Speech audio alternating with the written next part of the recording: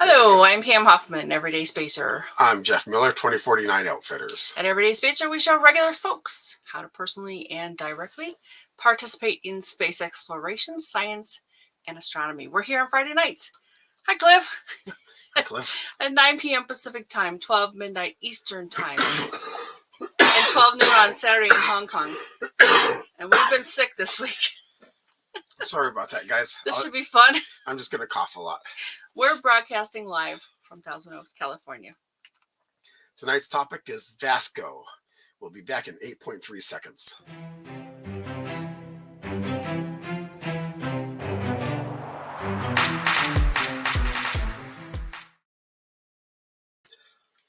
Our friend Don Jenkins introduced us to Vasco a few weeks ago.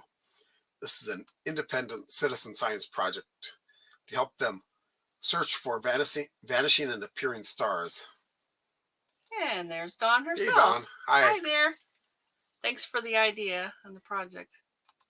Oh, hey, Janie. Hi, Janie. Yeah. Yeah, poor Jeff. Thanks. And Scott. Yep. And Scott. Hi, Scott. Glad you're here. Thanks for joining us. So, in this project, you basically compare images of the same area of the sky, taken at different times, typically decades apart. Tell us more about this project, Pam. Sure thing, Jeff. So I'm going to start with a very nice email from Dawn. She sent me the actual link to a video, and I have that up here too. Oh, let me do this. I'll show you that, but we're not going to run it. It's kind of long. The site itself, and then the project page. So thanks, Dawn. We'll go into, here's the video from Anton. And, I wanted 13 and a half minutes long, yeah. Yeah, it's a little long for this, but I wanted to mention a couple of things from it, though, because this is over a year ago that he mentions about 800 stars came up missing. It is worth watching. Like I said, it's too long for today's show, though. Yeah, and I've seen other good stuff from Anton. Yeah, I have too, actually, and I know Dawn's a big fan of his as well. So, you know, in the 50s, they took a lot of pictures of the night sky. The U.S. Navy did, that is. And their idea was to provide military accuracy for navigation, that kind of thing. And then Pan-STARRS is more recent, and they've done the sort of the same type of pictures, but for research purposes. And of course, everything has advanced. We have better equipment, that kind of thing. And Anton goes into the fact that stars are bright objects, which were there in the 50s in the Navy pictures, aren't there now. He delves into some of the thoughts that might be why. Some might be novas. But there's too many of these, something like 800 of these. And that doesn't really account for, novas don't really account for that kind of quantity. And then he talks about something called recurring nova, which I never heard of. Yeah, and I've heard of, and I don't know if this is what he's talking about, but a recurring nova is when you have a binary system and one star is big and the other one is small and dense, like a white dwarf. And it pulls material off of the bigger one, and eventually it builds up enough that it just basically explodes out. Okay. So they're periodic, but I don't know if it's a regular period or not. Yeah, and I know I've seen shows about that, but I didn't think recurring nova was the kind of description for that. And Anton, he might be from a different country. He definitely has an accent and speaks about things a little differently. I saw Cliff's got. No, Cliff. Yeah, I use Anton's videos for my presentations. Oh, very cool. Yeah. All right. Yeah, he does something every day. He's got like over 1,000 videos on his channel. So yeah, if you're interested in this kind of thing, definitely look it up. And some of these might be bright flares, and that actually might be kind of enough to describe these 800 or so objects. Because some of these stars are very active, so they're bright and then they're not. So it doesn't quite add up, though. He does mention some other theories. I'm going to let you check out that video for yourself, though. Well, one theory that I came up with that he didn't mention is that at the time, we didn't have GPS, and they were using these for navigation. Yes. And I was wondering if it was possible that they were salting the data with fake stars Oh, so that if anyone else got the data, they'd end up with fake stars for navigation. I don't know. It seems a little bit convoluted, but this was the 50s, height of Cold War, so who knows? let's go ahead with, well, Daniel's was first. No, But, Daniel, here. oh, South Korea at the Oh, moment. Okay. Oh, hang on. Hey there, Daniel. Welcome. Thanks for joining us. So it's in South Korea at the But moment. I don't think that's his accent. That's Yeah. not where it's from. Yeah. It's kind of more Russian or something. Mm-hmm. What is? He's great as long as he talks slow. That's probably true of all of us. I know I watch my videos a little later on and go, I need to really slow down a little bit and enunciate a little bit more. And, Now, and you've said that about me too. in this project, he mentions there are 150,000 candidates for what we're looking at. So let me go ahead and show you the site. And this is the Vasco network page. And this is, I think this is one of the ones that Dawn gave me a link to. You can find the link to the project page as well. It's in French with this link. Now, this is pretty sparse, but they do give you a little bit about it. It's Facebook page. I have that up here as well. The social media contact is here. So let's just move on to the project page itself. Now, I know this looks like kind of an eye chart. We are going to delve into it a little more in depth. So hang on. There we go. All right. So as you can see at the top, you can click anywhere to start. And that means anywhere on this whole entire page, even where the text is, the pictures, anything. The two main panels are images, and they represent similar places in the sky. They're sometimes shifted left or right. And on the left is the one from the US Navy. On the right is the pan stars. And you can actually see that at the top, panel 1, panel 2. But we'll get to that in a second. You can, in fact, move the second one, the right one, over onto the left one and expand or contract the image a little bit or tilt it a little bit. And I'll demonstrate that when we get. So that's just to fit them together, right? Yeah, to try and fit. And what you're going to really do is fit the stars around the object of our investigation, which is generally in the middle of the left image. And I say they say in the center, and that's for varying definitions of the center. You may see there'll be some that are not exactly in the center. So they have you look at these to see if they're corresponding. However, and Jeff, go back a little bit to the top. See that flash button up there? It took me quite a while to figure out that once you overlaid the right image on top of the left image, that's like the blink comparator they used to do with glass plate pictures of the sky. And they found things like Pluto was found that way by Clyde Tombaugh. So this is a very useful tool. The things below it there, that threshold 1, 100 to 0, and then there's another one, threshold 2, 100 to 0. I did play around with that some. I'll show you that. I didn't find it as useful as using the flash button at the top when they were overlaid on top of each other, and you could do that blink comparison thing. It stands out a lot when you do that. So go ahead. Let's see. Wait a minute. Not so fast. Not so fast. Yeah, okay, so see that where it says do use the candidate location in the relative brightness of the other objects and the images as reference. They that buttons 1 and 2 can kind of help with that. And again, I'll show you that. All right, so then when you figure out what it is that you're thinking is happening here, and go ahead and follow that green arrow down to the buttons. These here are what you're going to choose. Number 1, the object is still there. In fact, it basically looks the same. Number 2, the image has a defect, and I'll show you some defects. Or number 3, it has moved. Number 4, it has vanished. I don't think I've seen any of these yet, but Anton did, and he describes that in the video. Or other for 5, and that means something else is going on.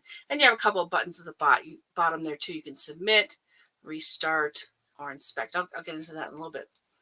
All right, so yeah, numbers 1 to 5 according to what you think fits best.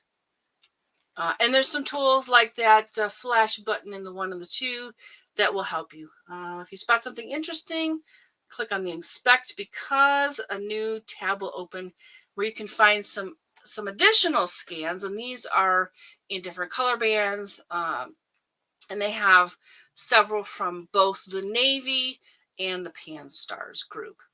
And then you can leave a comment. Once you leave a comment, you will see anything else left by anyone else on that same, and they call these mission. And we'll see the mission number when we get to the far right side of the screen. All right, so once you've made your choice, click the submit, and it will be recorded, and you get to start a new mission.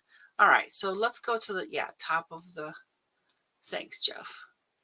So they give you a timer that tells you how long it took you to match, and they say the index of the threshold.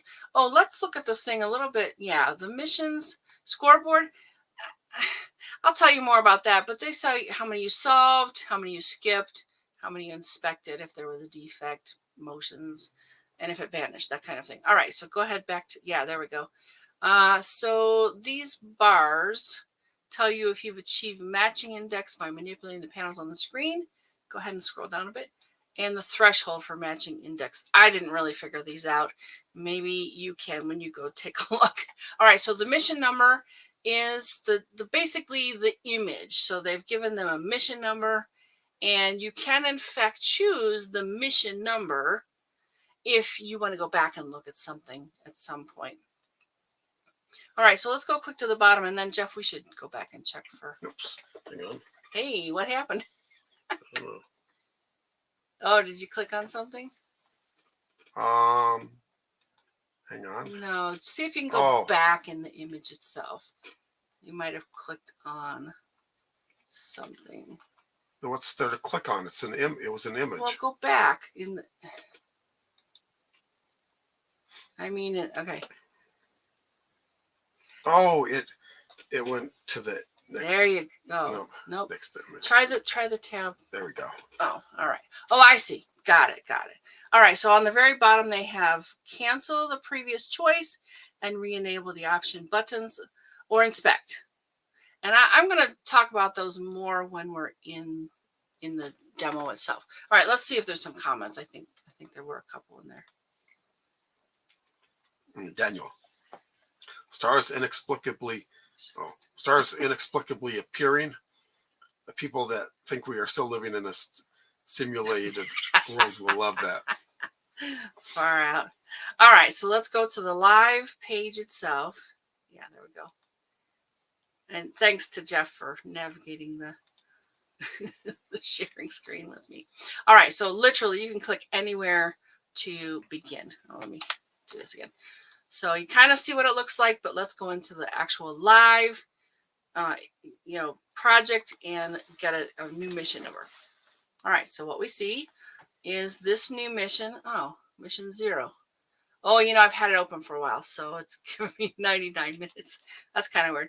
But as you can see, you can move these around and you can match them up. It's very hard when you don't have more than 1 star. All right, we do actually have a central object here, but these seem a little bit off to me.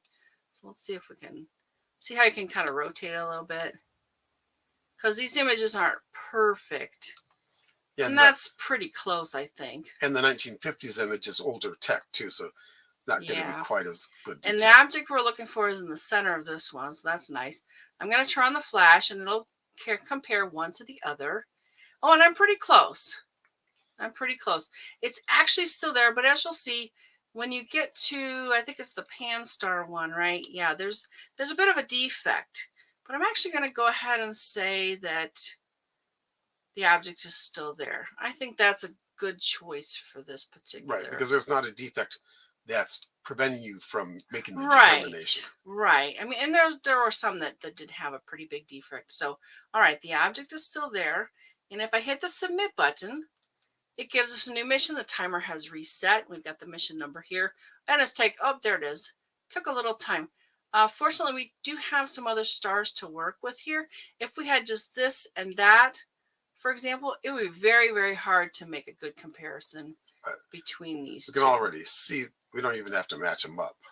Well, it's pretty close, but I do like to do this comparison. And I would say this again, the object is still there. Right. All right, so let's go ahead and see it. Even all the other stars are still there. Yeah, the timer has stopped, 15 seconds. Apparently I'm pretty accurate or something. Like I said, I didn't really understand that, but I can go ahead and hit this inspect and get to this other page where it'll have a bunch more of the same thing. If I had comments, I could leave it here, and I actually have a couple of examples of that. So let's see. I think I just go back here. All right, so let's go ahead and get a new. Okay, so you hit submit.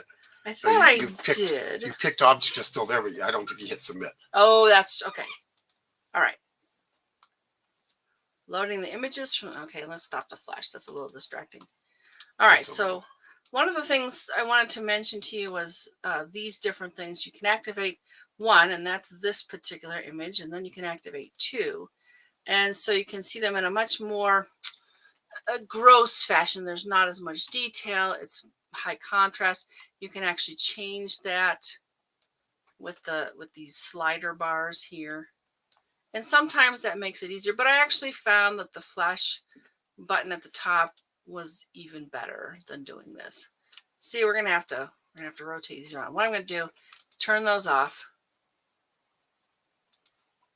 and go ahead and see if I can match them up, because it's easier to see these two this way. All right, I'm pretty close on a lot of these stars. Hit the flash, it goes between the two pictures, and I'd say they're pretty darn close. Object is still there. All right, I don't know if we're going to get any different objects, but we'll see. We'll see what happens. And it's very rare. Yeah, it's very rare, apparently, to get something that has disappeared that's actually not there now. And it's funny because all these have been really close to the center. When I was doing this to prep for tonight's episode, I would see stuff at the top, and I was like, well, that's not really the center. So that's why I said for various definitions of the center. And again, you just do the same basic things. You kind of line them up as best you can. Oh, and you can expand them or contract them if that will help you get to a pretty close match. And I'd say that's darn close. And again, I don't think it has moved. It does look a little different, but I'm going to go with the object is still there. With any luck whatsoever, we'll see something different before. Stop the flash. Yeah, let's stop the flash. Because I think, oh, is that a different image? That's a different image, right? Yep. All right, so when you're doing this yourself, you can certainly play around with the flash and the two buttons and the pictures and get in them where you want them. And fortunately, we do have a couple of other stars on here to work with. If it was just the center star and one other star, that'd be pretty hard. It's not really enough to understand what's going on. And yeah, I know it's a little bit off, but I think we can still work with it. They're all moving about the same. All right, so let's do that. Turn off the flash. You'll get practiced at it after a while. And I want to point out something. After I did about 10 of these, I kind of finally realized, oh, tutorial, looky there. Well, you can go and read a bit more about this. And this was actually very, very useful to read through because it delves into each of these. The object is still there. If yes, find the object where it was located before relative to the other stars. This is the most common case of all. Most of the time, you'll see the same thing in the same place. But like I said, they delve into all of them. Oh, here's a pretty good defect. Look at that defect. Look at that. It's actually kind of interfering with understanding what's going on with these two images. So if you see something like that, you mark it with a 2. Could be overexposed, dust, a variety of things. And I'm not going to go into every single detail of this. You definitely want to take a look and read all these pieces. It has moved. That's number 3. Notice the stars are not exactly in the same place where they were before. The candidate is not exactly in its position, but you find it elsewhere in the image. Select number 3. They say, note how the relative position of the central source with respect to the upper star has changed. So they're they're talking about this one here versus that. And it definitely looks different. When I first looked at it, it was kind of hard to tell what the difference was. But that star has definitely, they're more in line here and they're more dog-legged there. All right, so number 4, it has vanished. You've got a nice central star here, and you do not have a central star in the pan stars version of these pictures. And then 5 other, you either see 2 images that have nothing to do with each other, or you find something more interesting. Let's see, click the way inspect. So yeah, in this case, you want to mark it with other and then click inspect to analyze more of these images in different color bands and then make a comment. All right, so let's see. Oh, okay. So I had another theory as to why some of the stars could be vanishing. Okay. But then I thought it was wrong because I saw that you had a bunch of side-by-side images when you hit the inspect. I thought that those were other images at different times of that same space, but well, there looks like you said that they were different frequencies. They're different colors. Mm-hmm. And let's look at that after we're done with this page. I think that's the next tab up here. Right.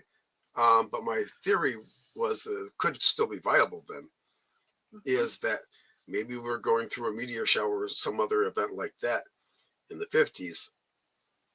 And so it picked up a whole bunch of bright objects that aren't there now because they were transitory. Well, I like that theory. I don't know if they've thought of that or not. You can certainly go in here and play around with these things and leave a comment if you'd like. All right, so let's see. Match 2. Okay, it says, before you continue, please help us by matching the 2 images in the pair. You have to train our AI that way. All right. So they're saying don't just look at it and go, yep, there's only 2 stars in the image and they're both in both images, and say, yep, it's still there. They want you to actually match it so that their AI can learn how to do that. Right.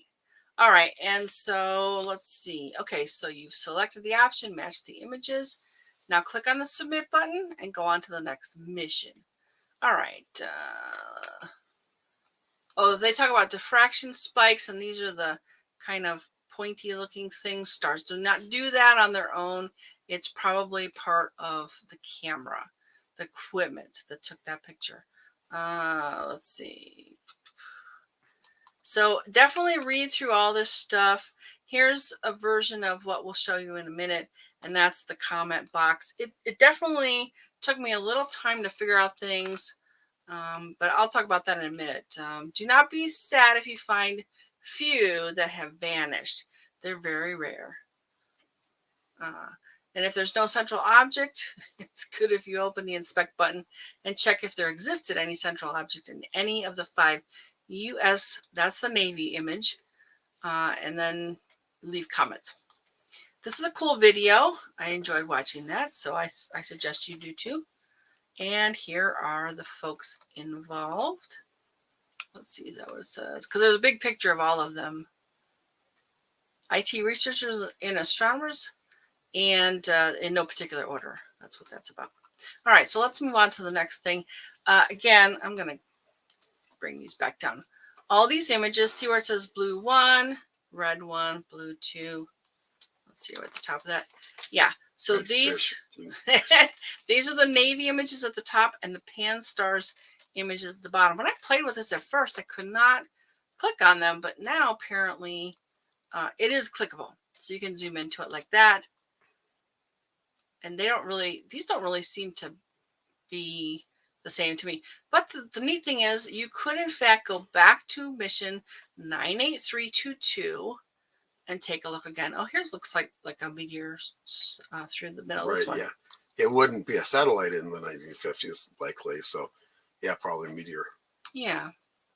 So again, they just give you more options. And here's where you would write in your comments. And I did one for this mission here, 97158.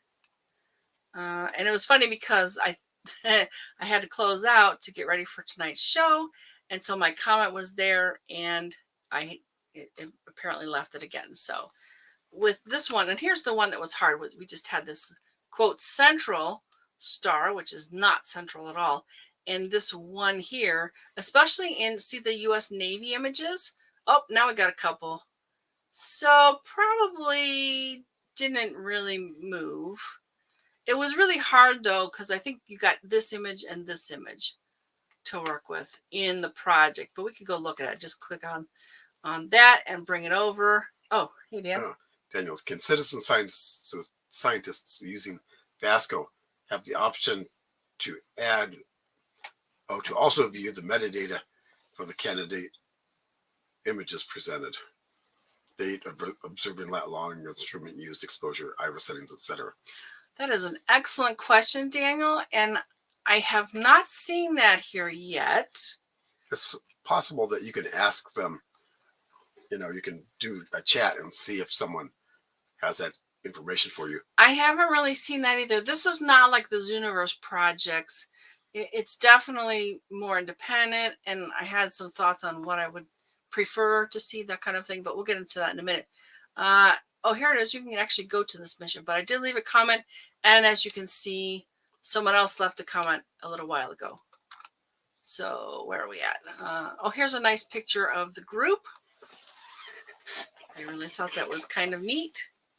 And they say a little bit more about them down at the bottom here. They have a Facebook page as well. And they do have some fairly recent posts. It's not as recent as they could be. They've upgraded their website, and they have quite a few other things here to look at too. But this is the one with the disappearing stars. Could have just vanished. Some supernova may fail to explode.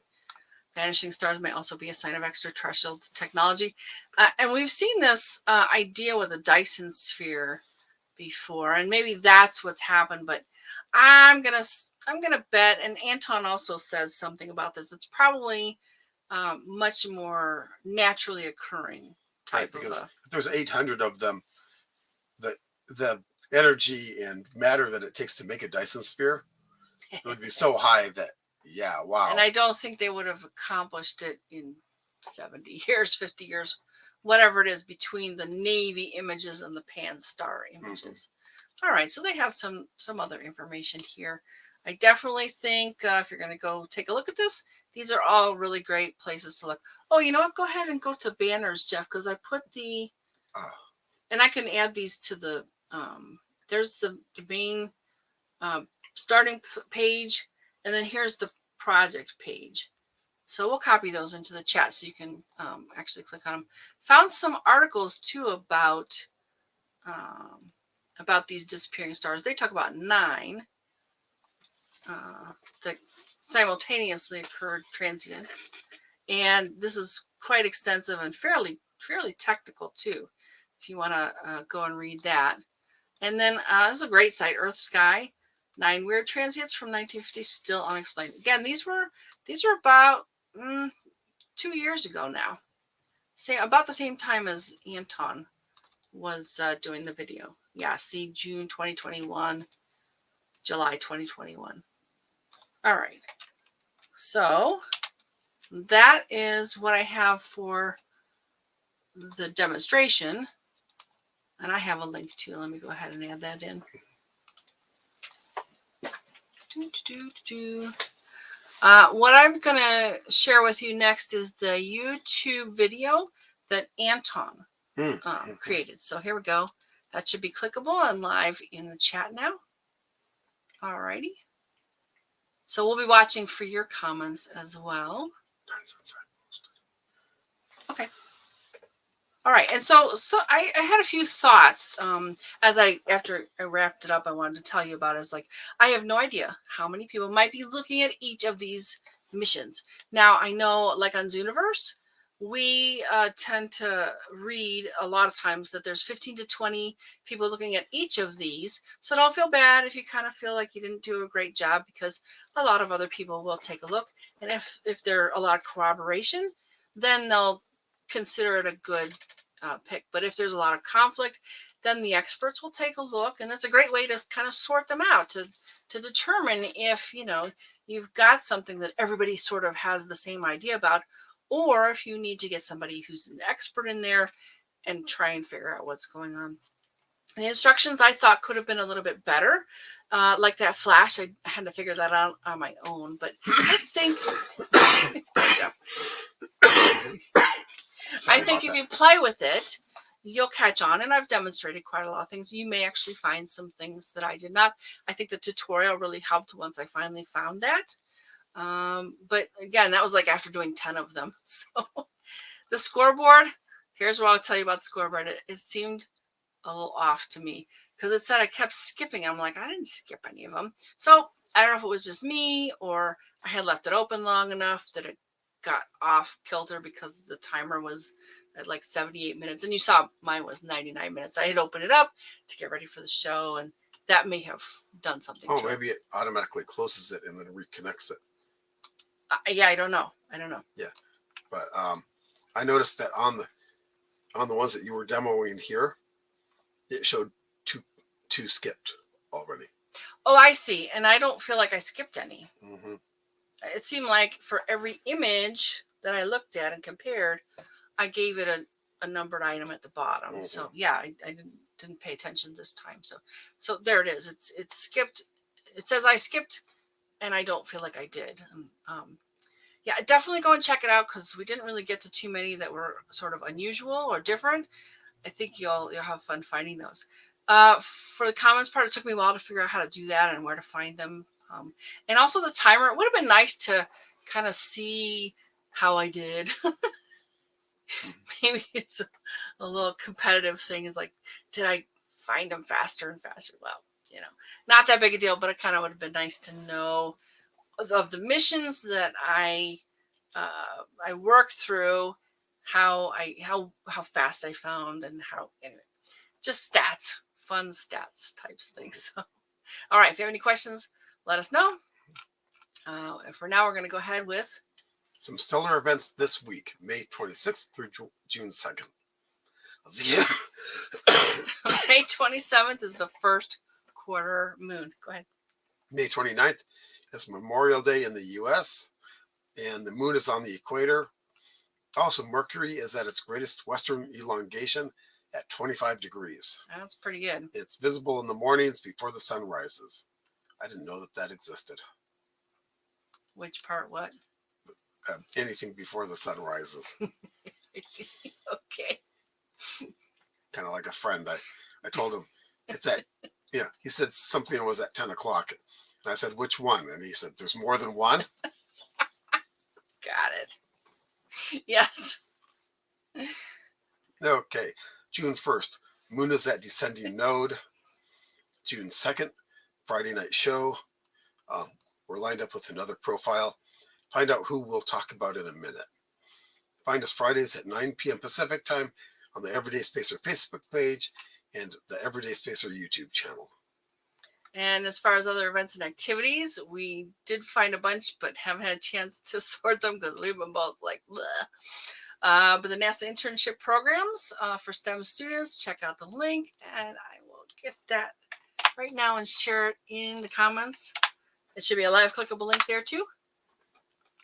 And this month of May is kicked off with Everyday Spacer Week, which triggers the Everyday Spacer 2022 awards. We are taking nominations through the whole month of May, and we'd love to get some help picking winners by the time the World Space Week happens in October, and we can announce them at a show during an episode during World Space Week. We did find many others, but we're still sorting. Mm-hmm. So stay tuned. Okay, if you or someone you know has done something interesting involving space exploration, science, or astronomy, we'd love to share our live. Join us again next Friday, June 2nd, where we profile Anusha Ansari. Anusha Ansari, very interesting person who basically funded the X Prize for the Space X Prize, right? Mm-hmm. I forget what it was. Oh, it was the Anusha Ansari X Prize. Mm-hmm. So, and that's also how they got to keep the X Prize. Anyway, that'll all be rolled into there. Oh, Janie. Thank you, Janie. You as well. So. Yeah. We're gonna wrap it up and go to bed probably. It's just kind of tired, kind of done. Mm-hmm. But folks, have a really great week. And we want to do a shout out Janie and Dawn and Cliff and Scott and Daniel. Thank you so much for being here, everybody. We really, really appreciate your comments, your attendance, your being here, supporting us. Yep. Yeah, we did the Patreon and we took a poll. What did people like the most? And the profiles came out on top so far. So, all right. Oh, thank you, Dawn. Thank you so much. It's just been just one of those blah weeks. All right. Yeah. You think it's over, and then it's back. Yep. Anything from you? Nope. All right. We'll watch for your comments as well and try and send back a little bit of information. And otherwise, have a great week, folks. Yep. We'll see you next Friday. Good night. Good night.